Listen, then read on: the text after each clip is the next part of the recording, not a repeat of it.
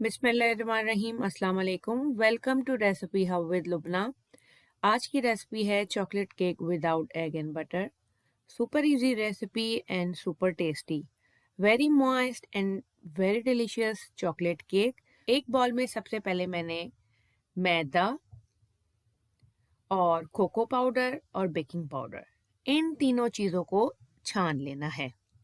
ये जो स्टेप है, ये केक के दौरान जब हम करते हैं तो इसमें से एयर इनकॉर्पोरेट होती है और केक हमारा बहुत मॉइस्ट और फूला हुआ बनता है।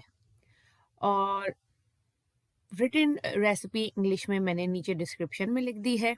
अब हम इसको छान लेंगे तीनों चीज़ें डालने के बाद, और इसको हम अच्छी तरीके से करेंगे मिक्स।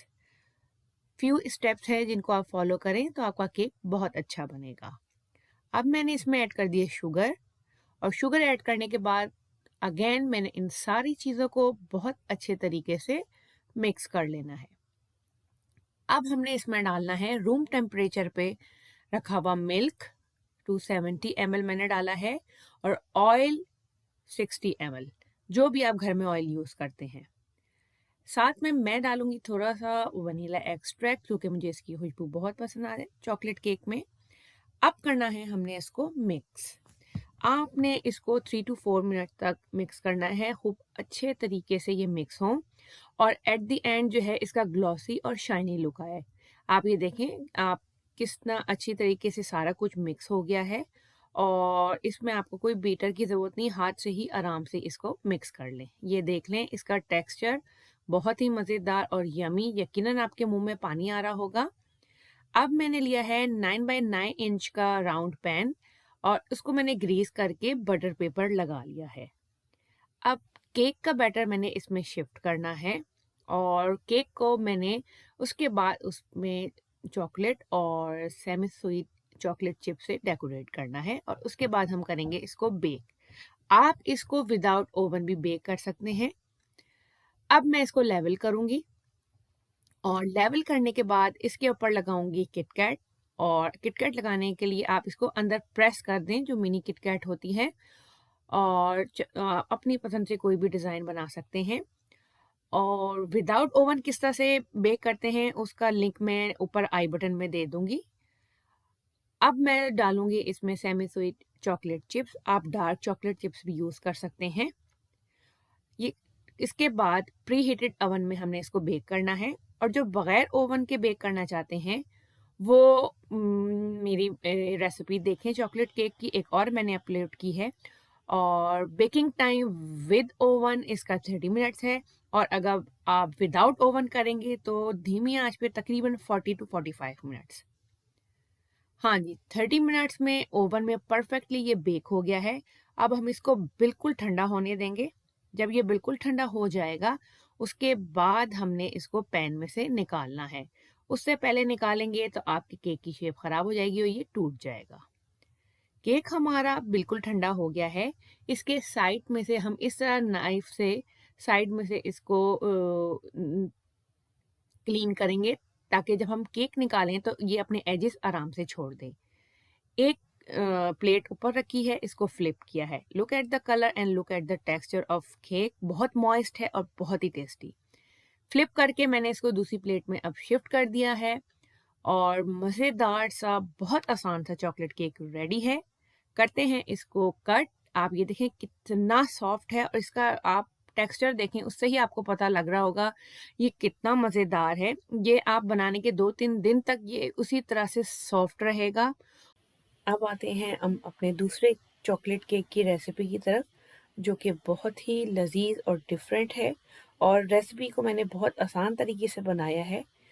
सबसे पहले हम बनाएंगे इसका गनाश, तो चल के बनाते हैं गनाश। बनाएंगे इसका गनाश बना के रख देंगे। उसके लिए 1 कप ऑफ बेकिंग चॉकलेट, उसके ऊपर 3-4 कप गर्मा गर्म क्रीम डाल के मैंने व्हिपिंग क्रीम छोड़ दिया है।